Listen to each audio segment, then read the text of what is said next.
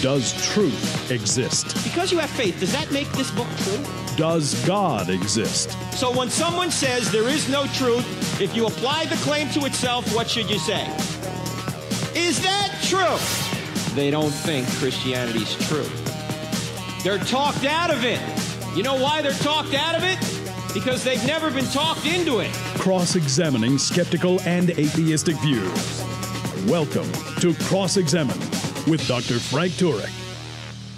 Welcome to 2019, ladies and gentlemen, the year of our Lord. Question: what is the real reason that fewer Americans today think religion matters in their lives?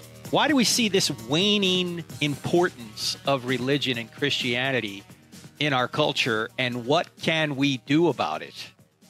We also have several questions we'd like to get to. In fact, you keep sending me questions at hello@crossexamined.org. Keep doing that, because when we have an opportunity, I'll try and answer those questions. And today, it won't just be me. We're going to bring on an expert, a man you all know and love, the great J. Warner Wallace, cold case homicide detective, who's written several great books, including Cold Case Christianity, God's Crime Scene, Forensic Faith.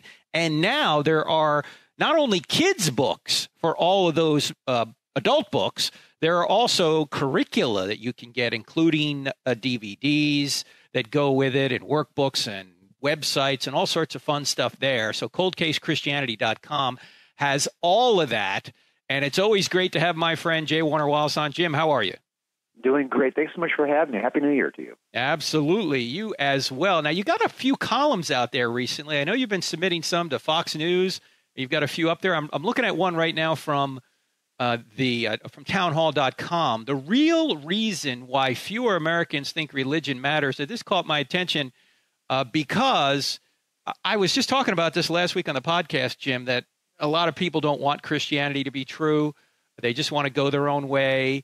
But when you survey people, they're obviously not going to say, well, the reason I'm not a Christian is just because I don't want to be a Christian. They won't say it's because I want to do my own thing. They want to sound much more reasonable. You know, they want to sound like, oh, the reason I'm not a Christian is because there's not enough evidence for Christianity and there's better evidence for other worldviews, and that's why I'm not a Christian. I'm a reasonable person. So it's really difficult to get good survey data, but you seem to have uncovered something in a recent poll. Why do you think fewer Americans think religion matters, and what percentages are we talking about right now? Well, it's so true that you know we work together a lot, so I get a chance to stand with you on stage and listen to your presentations. You always say that people are not really on a truth quest; they're on a happy quest, and that is so true. We see all the time that often volitional or emotional resistance masquerades as rational resistance, because nobody wants to say they're having an emotional or a volitional reason to deny a truth claim. So I get that. And most recently, Gallup has done, and they've been doing this for years, they survey and they ask Americans how important religion is in their lives. So these are just Americans who are self-reporting the value, what they think the value is for them at least is in religion. And they just ask those kinds of questions, how important would you say religion is in your own life? Very important, fairly important, or not very important, when the numbers have been shifting.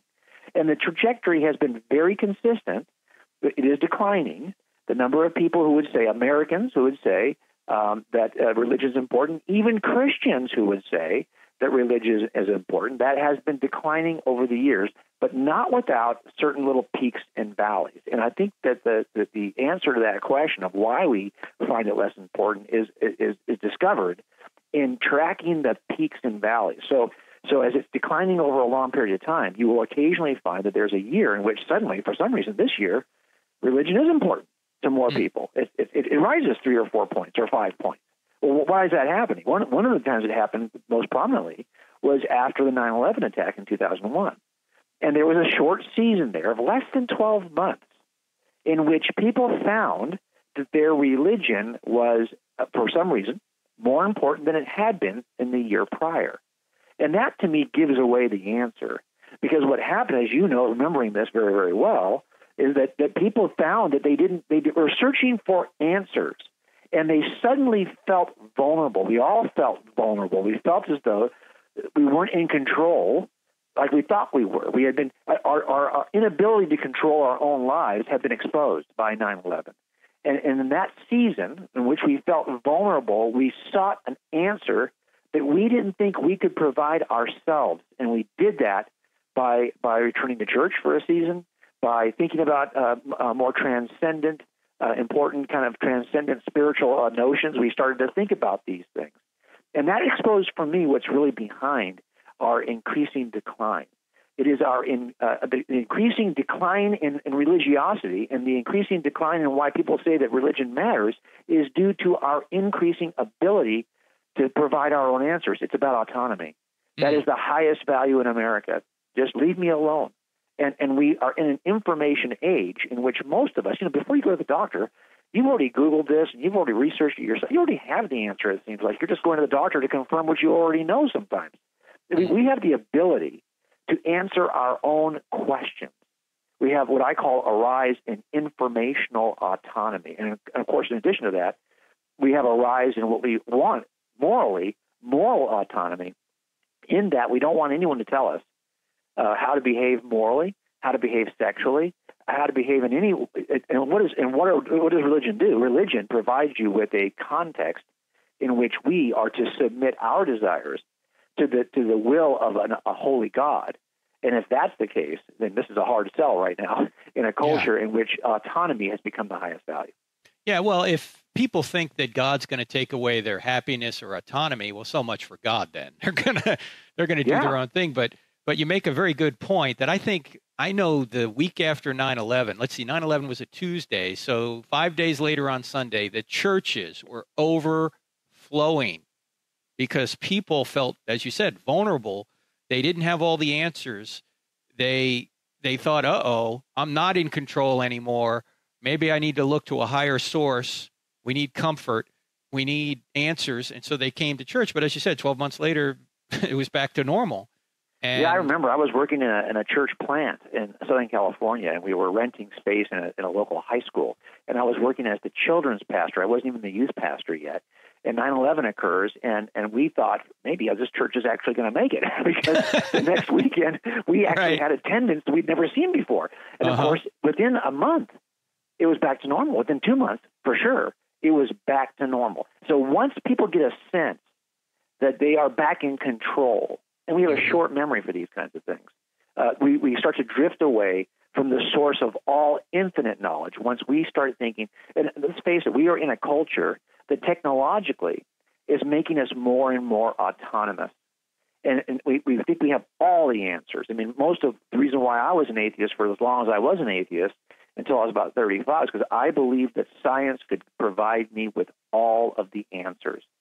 And the more we think that, the more we think we can find the answer online, the more we think that science can provide us with all the answers we used to rely on God for, the less we're going to be, we're not going to see God as important in our lives. And that number is consistently. Now, the bright news is that still the majority of us do think that religion matters, but it is declining. And if you look, when you go back several generations, you'll see that the decline is pretty dramatic. So I think it is time. But I always have hope that we still have a culture that is interested in such things. It's just time for us to show that Christianity has answers that you're not going to find on the internet, that it has transcendent answers that are only available if you investigate the Christian worldview. But if we're not, as leaders in the church, if we're not willing to show that that is the case, if we're just going to toss out our information like as everybody else's as an equal, then good luck trying to convince a world that thinks they can find the answers on their own. We've got to show that Christianity uniquely answers the questions we all have. Or if we're just going to say that Christianity is just a matter of making your life better here on earth, well, you can make your life better here on earth by doing your own thing, at least temporarily, right? That's right. And the problem is, I mean, you can do something that's very fun over the short term, but over the long term, it's a disaster. And this is why, of course, Solomon or whoever the proverb writer says, there's a way that seems right to a man, but the way ends in death. What's the right way to live? Well, we're going to talk more with my friend J. Warner Wallace. We're coming up on a hard break here. My name is Frank Turek. You're listening to Cross-Examined with Frank Turek on the American Family Radio Network. Much more with Jim, including some of your questions, so don't go away. Back in 2. Thank you for listening to the Cross-Examine podcast. This material is made available to you for free by the contributions of listeners like you. If you wish to support future podcasts, just go to crossexamine.org and click on the donate button, or simply use the donate feature directly on our app. Thanks.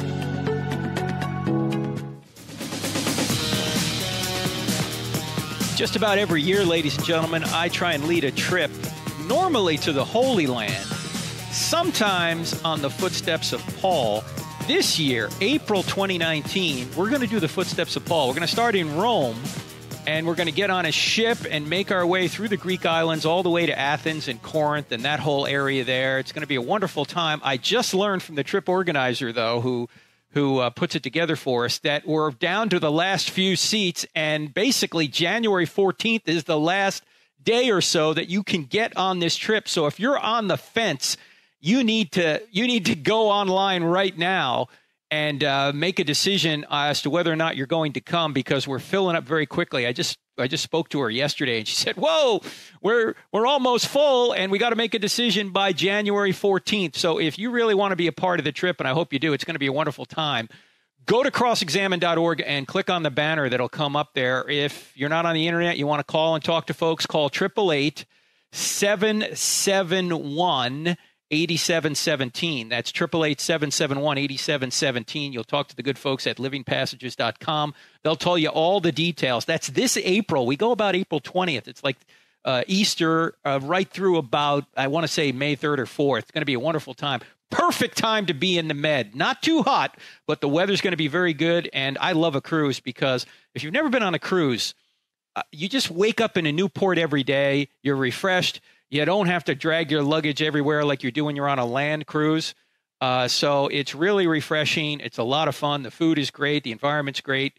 And we're just going to enjoy it. And we're going to see some great biblical sites, and also some beautiful sites like the island of Santorini, Rhodes, Mykonos, these kinds of places. Just a wonderful tour. I've been on it a couple times. Hope you can join us. Again, go to crossexamine.org, click on the banner that you'll see come up right there, and get on that trip before the 14th. Otherwise, it's going to close down. All right, we're talking to my friend J. Warner Wallace, the cold case homicide detective, coldcasechristianity.com. And Jim, before we go back to that article and the moral autonomy that people want, I want people to know about your new revamped app, because you've really revamped this thing, and we have some quick answers on our app, but you also have a new section on that app that kind of does the same thing, only in a maybe a more robust way. What is that?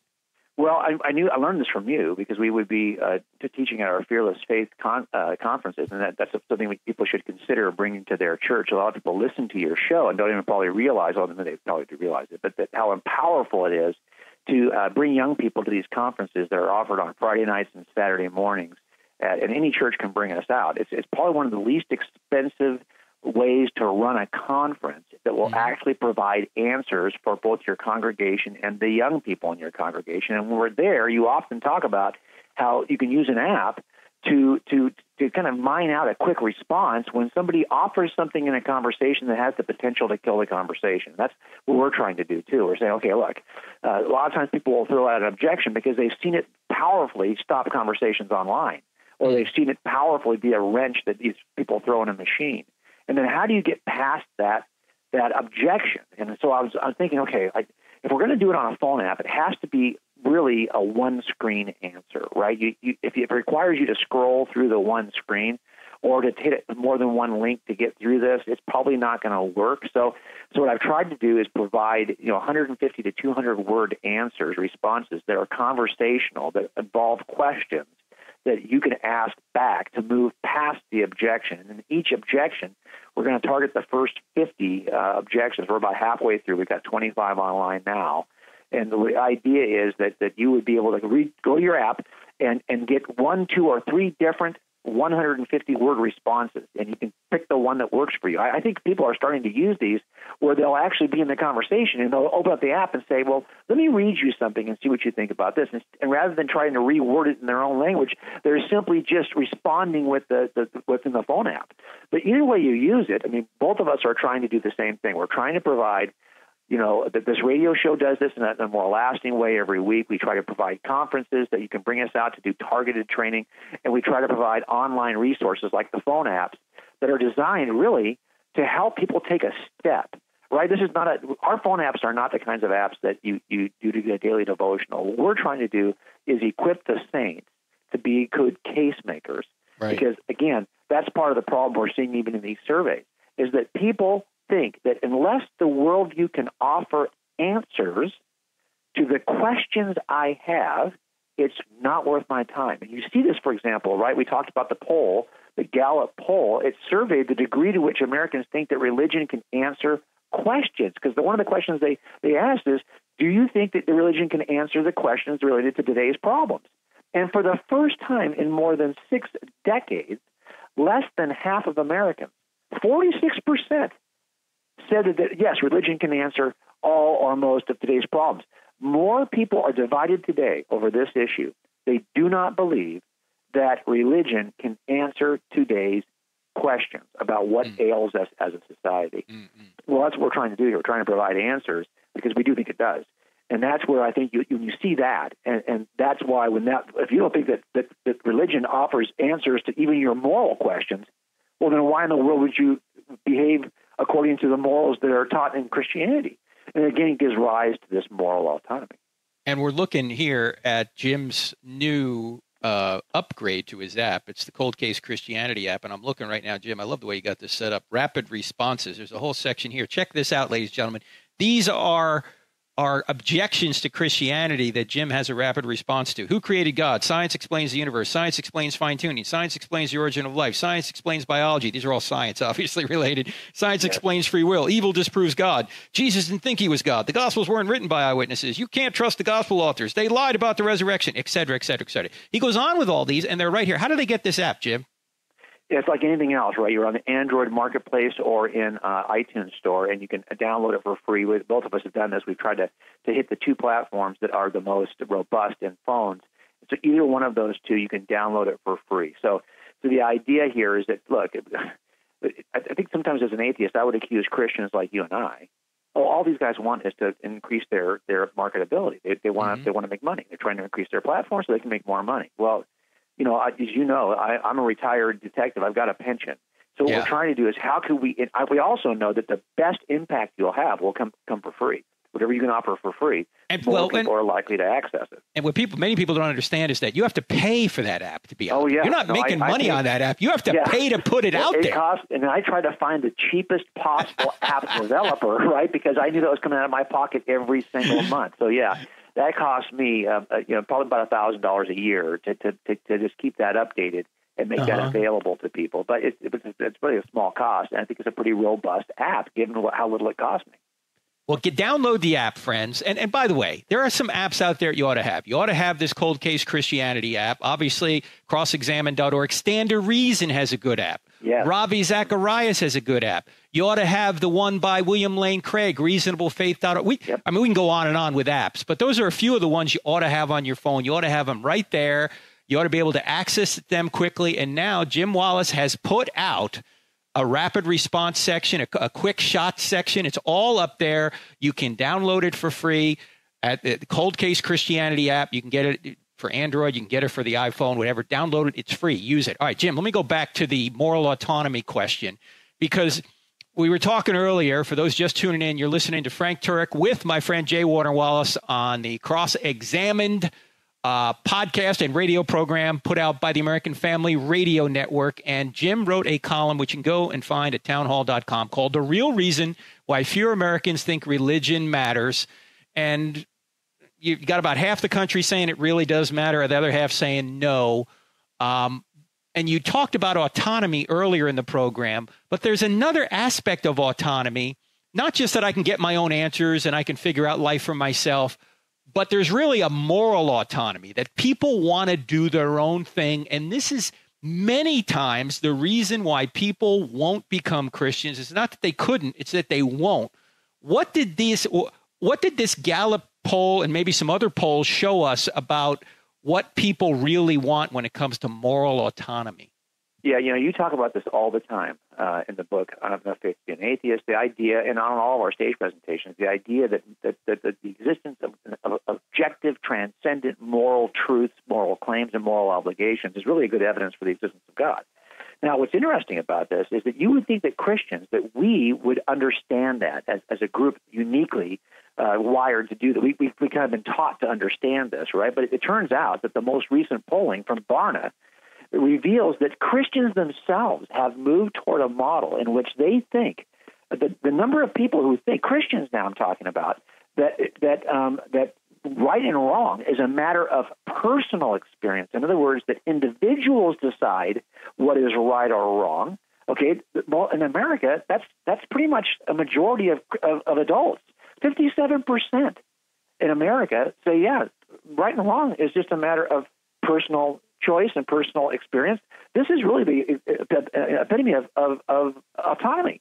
This is the idea that I get moral autonomy. I get to decide what is right and wrong. Hey, Jim, let me ask you a question about that, though. Yeah. I just want to make sure, because, a lot of times it's how they ask the question that can be confusing.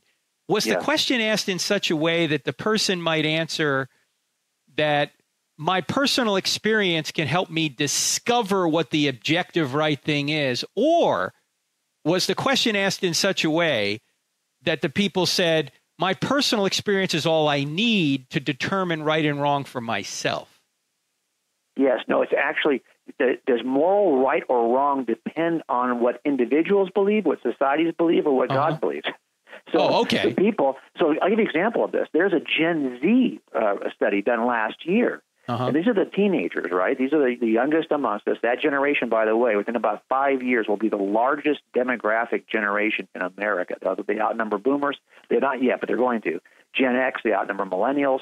So they're a large group of young people who are coming up in the church. And those Gen Z believers who are coming up in the church, okay, are really likely to believe more likely to believe than other generations, that what is morally right and wrong, number one, changes over time based on society. That group believes that more than any other group in our country. Gen Z believes that. And two, what is right or wrong depends on what an individual believes. That just came out of a study last year that Barna did on strictly Gen Z. We've got some work to do, because it turns out that the kids we are raising are probably not agreeing with their parents or their grandparents about the foundation of moral truth. And that's believe it or not, that's just going to feed into, because again, what is it we have classically and traditionally turned to religion to help us with? Of course, for salvation. But then once you're saved and you're being guided in your Christian life, it's about moral choices. We're talking to J. Warner Wallace, who's written Cold Case Christianity and God's Crime Scene and Forensic Faith and kids' books that go with that, and also curricula. He's got a brand new updated app you need to get. We're talking about moral autonomy, why fewer people are thinking religion is important to them. And we're going to talk about that and other questions right after the break. You're listening to Cross-Examine with Frank Turek on the AFR Talk Radio Network. Back in 2. College campuses are hostile to the Christian faith, and 3 out of 4 young people walk away from the church once they go to college. That's why we go to college campuses and present I Don't Have Enough Faith to Be an Atheist in the United States and even all over the world. When we do this, we don't charge students a dime. That's why we need your financial support. In fact, over the past couple of years, we've been able to grow dramatically because of your generous support.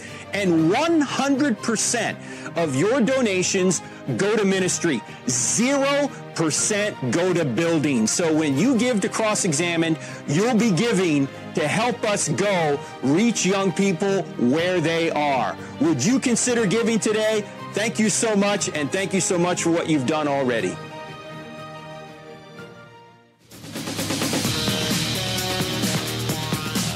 Welcome back to Cross-Examine with Frank Turek and the American Family Radio Network. Website, crossexamine.org. Don't forget the TV show. It's on Roku. It's also NRB on Roku, National Religious Broadcasters on Roku. It's on DirecTV channel 378. If you don't have that, it's on the internet, including our app, the Cross-Examined app, Wednesday nights at 9 Eastern and 1 a.m. Eastern, really Thursday morning. Don't forget about the TV program. Also, download the app. We're talking to my friend J. Warner Wallace. And one more thing before I go back to Jim, and that is I'm going to be in New Orleans this week. The New Orleans Baptist Seminary there has a week-long apologetics conference, a week long. And I'm just there. What day am I there? I think I'm there Wednesday and Thursday.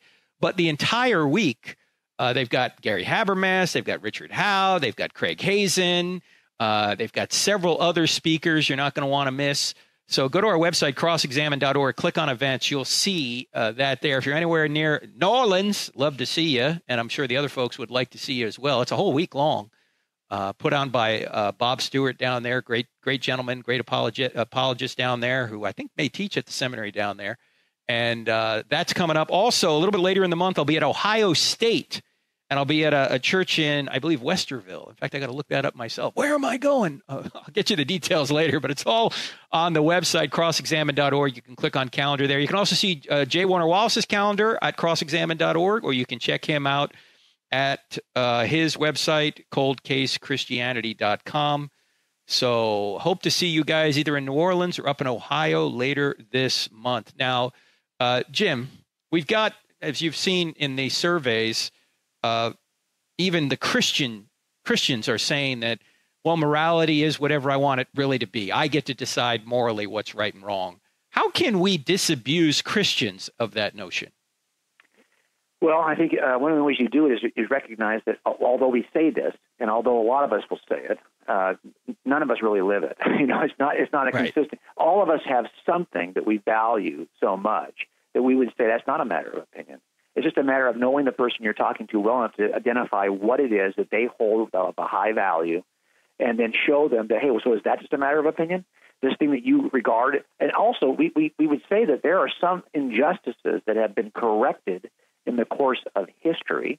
The way, for example, we treated African Americans prior to the Civil Rights Movement. Now, look, if you'd have polled culture, you'd have found that the vast majority of Americans agreed with the way things were. Right. So how is it we can reform that kind of a situation? If individuals get to decide these kinds of things, then who am I to tell any individual that they're not thinking clearly on the issue? Yet clearly, most of us would say, and I think the person you're talking to would say, well, no, that they were wrong. There were some moral wrongs that needed to be corrected. Are we saying back when slavery was accepted by the vast majority of people in a country, it was therefore okay? Well, no, of course we would say that individuals don't decide if that kind of thing is okay. It is okay or not okay based on a transcendent standard that actually transcends culture.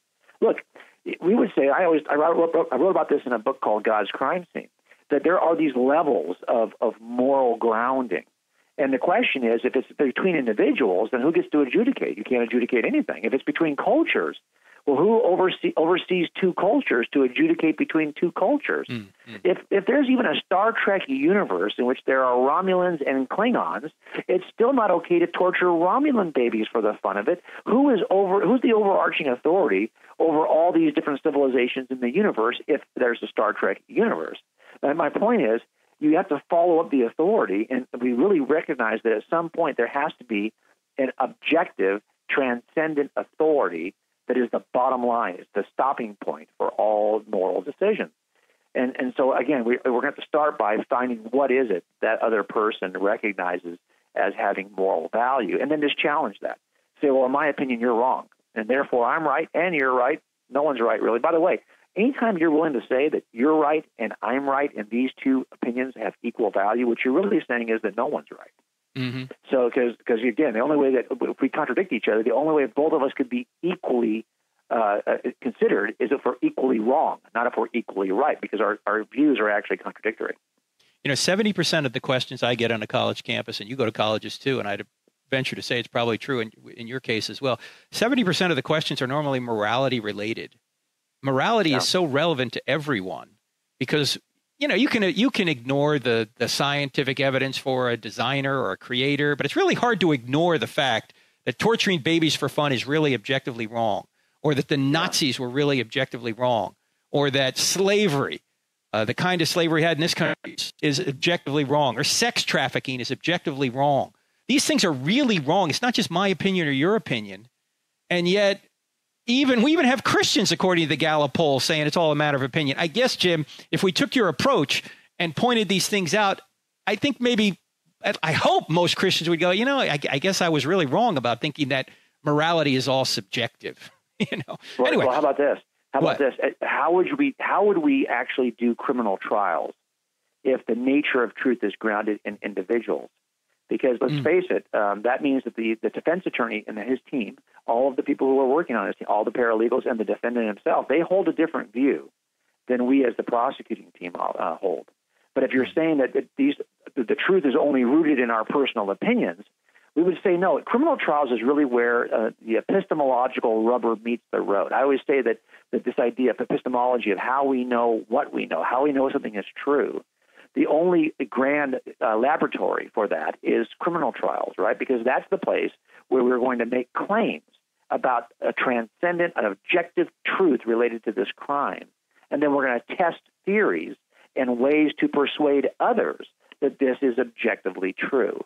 And so and by the way, what we do when we're picking our jurors is that we are eliminating those people who think such things like truth is grounded in individual opinion. If you believe that, and we can expose that during our voir dire process, we're just not going to impanel you because we know you can't make a decision that's going to be valuable in this process. So again, if we all embrace this view, we have to say goodbye to the criminal justice system as we know it. Interesting.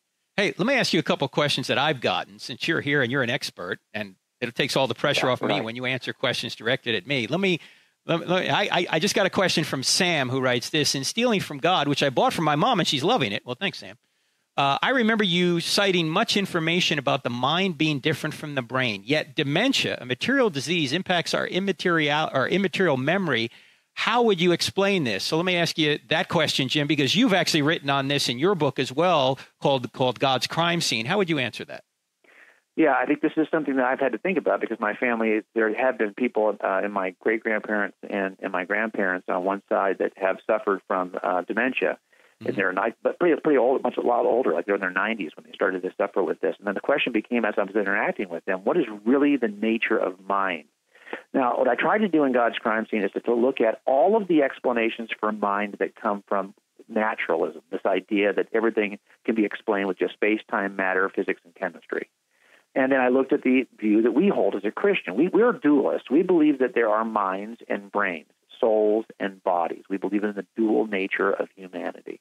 But here you have an example of where the apparent loss of mental functioning, this thing that minds do, is resulting from brain damage or dementia, this physical thing we call the brain. Doesn't that then that connection between the physical brain damage and the impaired mental state, doesn't that prove that the non-material mind is simply an illusion, an artifact of this brain? I don't think it does, and I'll tell you why. I think I tried to alliterate it a little bit. These two entities, the mind and the brain, can be causally interconnected without being completely indistinguishable, the CI, causally interconnected without being completely indistinguishable.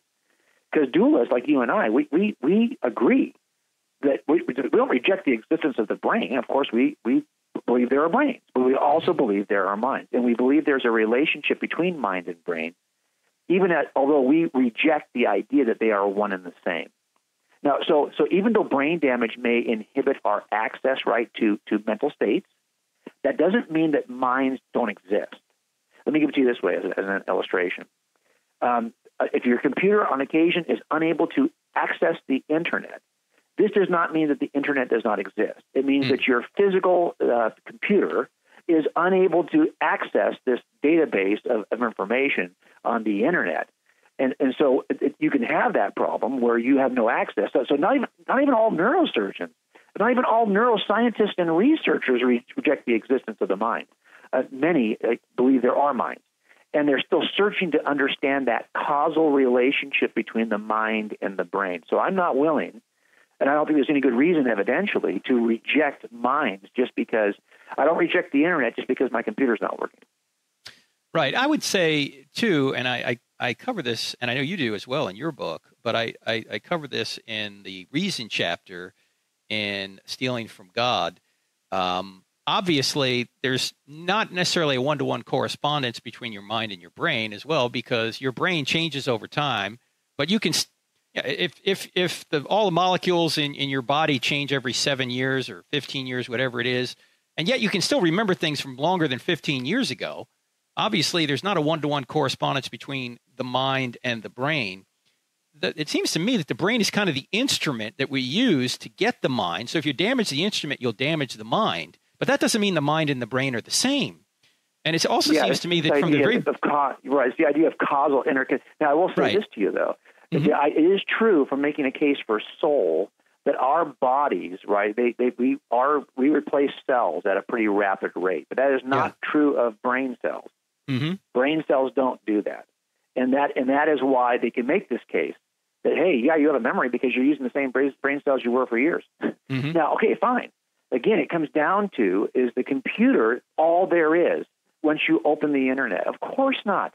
You have to figure out, well, what is it? Well, if I can't access the internet, it's either the internet is down, or my router's not working, or the computer's. There's several steps between these two things.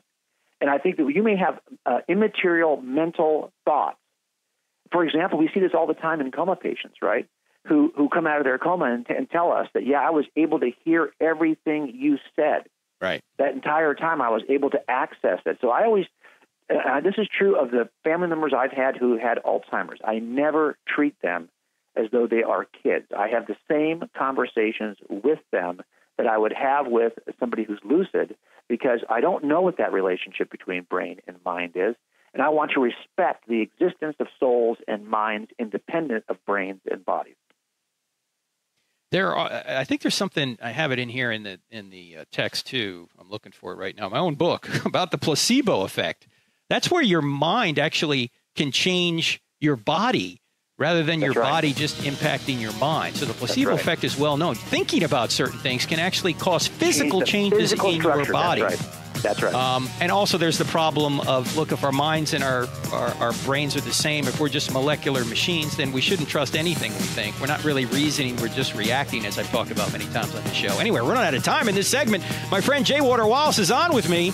We're back in just 2 minutes. Don't go away. We got a lot more to talk about, more of your questions, so don't go away. If you find value in the content of this podcast, don't forget to follow us on Facebook, Twitter, and Instagram, where you can find more. Just type Cross-Examine or Frank Turek on the search bar. Also, visit our website where we add new videos, articles, and free resources daily.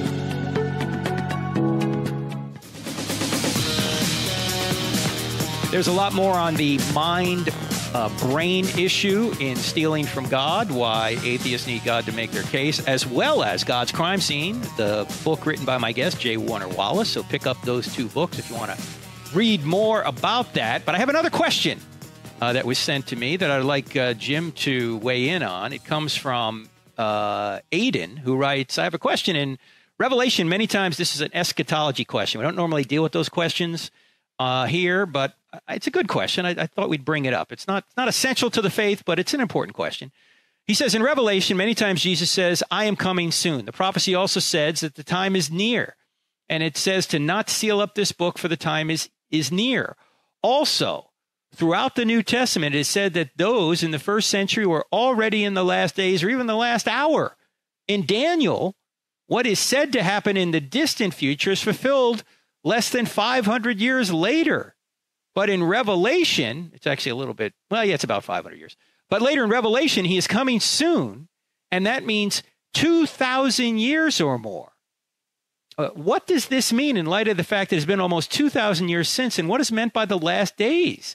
Is not a false prophecy right? I would greatly appreciate some help. What do you think, Jim? Good question. And I've written about some of these things. This is one of those I've taken notes on in the past that I really need to write an article about it. So you've now prompted me to kind of formalize my thoughts on this. This is something that I also ponder, especially as a new Christian. I think these things kind of pop off the page. But I'm going to give you what might at first sound like a pretty crummy, a weak response, and then I'm going to tell you why the response is actually, I think, pretty good. And that is, first of all, we know that to God, this idea of time is, we know the psalmist in Psalm 90 says 1,000 years in your sight speaking of God, or like a day that has just gone by, or like a watch in the night. Mm-hmm. Now, what's interesting about that verse is that it means we've got to stop thinking about time the way we think about time when we're dealing with anything that deals with God, because God's sense of time is different than ours. But I think that just saying that is not enough. I think that where it really rubber meets the road for me is when Peter talks about Psalm 90. And he talks about it in 2 Peter chapter 3. And here's what he says. He says, "But do not overlook this one fact, beloved, that with the Lord, one day is 1,000 years, and 1,000 years as one day. The Lord's not slow to fulfill his promise, as some account slowness, but is patient toward you, not wishing that any should perish, but that all should reach repentance. But the day of the Lord will come like a thief, and then the heavens will pass away with a roar, and the heavenly bodies will be burned up and dissolved, and the earth and the works that are done on it will be exposed." Now, that's 2 Peter, chapter 3, verses 8 through 10. He's quoting, or he's citing a small portion of Psalm 90 to make his case for these who are suffering. Peter's writings are often talking about suffering in this present life. But he talks about this, and I think he decodes the problem here in this verse. Here's why I think he decodes it. That Greek word, taku, which is translated soon or quickly in so many passages, right? Mm-hmm. It often just simply means without unnecessary delay. But that word is also used to express a different idea. I think is the idea that's in Revelation, and also that here in 2 Peter. And that is, it's to say that not just without delay or soon, but by sudden surprise. By sudden surprise. Now, if it's interpreted that way, then the 2,000 years doesn't really matter, because it's not about he's going to come back soon. He's going to come back suddenly. And we know that's the context in which Peter's using it, because he says, the day of the Lord will come like a thief. You're not going to know when it comes. Mm. And the idea here for Peter was, this is not the time for you to surrender, to walk away from your faith because it doesn't feel like God's moving enough. You want to be found waiting, found ready, because that day is going to come quickly by surprise. You're not going to know when it's going to come, and we're told that you're not going to know when it's going to come. Matthew says it this way in chapter 24, "Therefore you must all be ready, for the Son of Man is coming at an hour you do not expect." So I always think any effort to figure out what the hour is would basically be calling Jesus a liar here, because he's saying, no, you're not to expect that. It's going to come suddenly. And if that's the context in which this is meant, and I believe it is, well, then I don't care how many years have gone by. That's not the point of the verse, though. The point is, you need to be ready, because it could be any time. I'll tell you this, Frank. I have worked so many homicide scenes, but more importantly, they call us out on all the death scenes to make sure some of these are kind of suspicious. Do you think this is a homicide? So they will call us out. Every DBR, dead body report, comes across my desk. I've got to look at it and say, okay, now this is nothing. This is a natural. This is good. We're okay. And if something looks suspicious, then we open a case. But I will tell you, having watched how people are caught in their what it is people are doing when they suddenly have that heart attack or stroke. There are some embarrassing things that people are doing when they finally die. Mm. And what we're told in these verses is that, hey, this could happen at any time. Do not be caught embarrassed because of what you're doing or what you've thought in the last. Always be ready, both in what your activities are and in your mind and your heart, because you're not going to get notice on this. It's going to happen suddenly. And that's, I think, the context of that Greek word as it's used in those verses. So when he says last days or last hour, would you think that is better translated, we're in the period where Christ could come at any moment? In other words, his coming is imminent. There is nothing on the prophetic calendar that needs to happen, because Aiden, who wrote this question, talks about Daniel said it would happen in the distant future. It's filled in less than 500 years. But Daniel gave a specific time. He talked about the 70 weeks and all that, and it literally comes out to 33 AD if you do the math right. Revelation's not doing that. So does last days, Jim, mean imminent in your view? Well, okay, so I think it's totally different when you look at Old Testament prophecies, which are very specific. Mm-hmm. And the reason why I don't treat New Testament writings that way is because Jesus told us not to.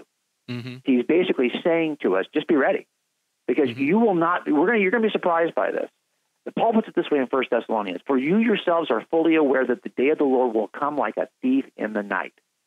Peter says it that way. Paul says it that way. All the apostles say it because they were taught well by the master who told them, don't be counting days. You ain't going to know when it's coming. It's going to surprise you. And if you think somebody's going to tell you exactly when it's going to happen, shame on you. I told you not to do that because it's going to come when you do not expect. If there's a number of days that have been predicted, you would expect it then, wouldn't you? Right. And you're not to expect it. So I think that I don't treat Old Testament prophecies. Yeah, it's great. Daniel gave us a specific thing. It happened within a specific time to accomplish a specific purpose. But that's not what I think is happening in the New Testament. We're just told to be ready. And why I think that's so important, Frank, is that I don't know about you, but I've been a Christian now 21 years, 22 years, and there are still times when I would be appalled if God took me right now. And I think the call on our lives is that we're to be ready. So that if in that moment you're taken up, a very dear friend of mine, the day after Christmas, went snowboarding. He was the pastor at our church. He was the first guy who ever used me in children's ministry to lead a mega church children's ministry. He was the children's pastor who hired me. And the day after Christmas this year, he died snowboarding. Was that the guy from Venture? Yeah, absolutely. Yeah, I saw that just the other day on the internet. Yeah, he was the first, Craig Jutilla. He was the first guy who ever, and just a great guy. I didn't even know you knew him. I'm sorry to hear that. Yeah, absolutely. So I worked for Craig for 2 years, and I will tell you that when that happened, it just brought to my mind the how short life is and how unexpected it is. And at the same time, I thought, I know he loved to snowboard, and he was a very good athlete, and his wife, Mary, found him at the end of the run. I mean, he died doing something that he was loving to do. But I often wonder, because I've worked all those DBRs, man, a lot of people don't die doing what they love to do or what honors God in the process. Not all of us are going to die on the stage preaching the gospel, okay? I mean, that would be great, right? But that's not probably how it's going to happen. And I think the call that we see in all the New Testament Scripture is that you are to be ready. And that's the way that taku is, I think, being used, at least by Peter here, who's citing this, I think by Paul in 1 Thessalonians. I think that even when Jesus talks about it in this way, he's talking about, well, as he said, be ready because the Son of Man is coming in an hour that you do not expect. It's really sad, too, because there have been so many date setters over our lifetimes. Ever since Israel got back in the land, people have been saying, well, Christ is going to come in 88, and 88 reasons why Christ will come in 88, 89 reasons why he'll come in 89, 90 reasons why he'll come, And this has been going on and on and on. I remember Dr. Geister saying in class one day, he said, if Jesus didn't know as a man when he was coming back, then Hal Lindsey doesn't know either. Right? Yeah, no kidding. Hal Lindsey wrote that famous book, Late Great Planet Earth, which, by the way, brought a lot of people to Christ, even though it was wrong. No, listen, God uses that stuff. Yes, which shows you that God can even draw a straight line with a crooked stick like he does with us, right? That's right, exactly. Perfectly said. Yep. So, but anyway, we got to stop date setting. So that's a good insight on Revelation. So Aiden, go back and listen to this podcast again. Good question from Aiden. We also answered the question about the mind-body issue. So, Jim, we're about out of time, but tell our listeners again where they can learn more about you and how they can get your app again. Well, a lot of our work is at the crossexamine.org website. You can get my schedule there as well. You can find me at coldcasechristianity.com, and that's a good place to kind of read the daily stuff that we're doing. But I think that really we do these articles, right, because we think we can help you in 600 words, and we do apps because we want to help you in 150 words. And unfortunately, if you really want to learn, that's why we write books. We write books because we know that to really drill deep into these issues, and to be ready, you're going to have to read something. So I hope that you have read some of the great books. You and I were both writing our books at the same time, Stealing from God and God's Crime Scene, and we would send these to each other. So I'm hoping they're kind of a 1-2 punch in addressing these issues. Well, that's great that those books are out there. Now the app is out there, friends. Download it at where you get apps. Look for the Cold Case Christianity app. All those quick shots in there, the very quick answer section that you're going to get a lot out of. You can also listen to Jim. He has a podcast as well, TV program as well. So listen to all that with J. Warner Wallace over there at coldcasechristianity.com. I'm Frank Turek. Great being with you. I want to remind you about the Footsteps of Paul trip. You want to be on it this year in April. You got to sign up by January 14th. go to the website, crossexamine.org, and click on the banner there. Also, as I mentioned, I'll be in New Orleans this week and a little bit later this month at Ohio State. See you next time, friends. God bless. We hope you got a lot of value out of this episode. If you think our podcast needs to reach more people, here's what you can do to help. Go to iTunes and type Cross-Examined Official Podcast, 4 words in the search bar, and leave us a 5-star rating. It'll take you less than 5 seconds. And if you have a few more seconds to spare, leave us a positive review. The best reviews will be featured on future episodes. You can also listen on Spotify, Stitcher, and Google Play. God bless.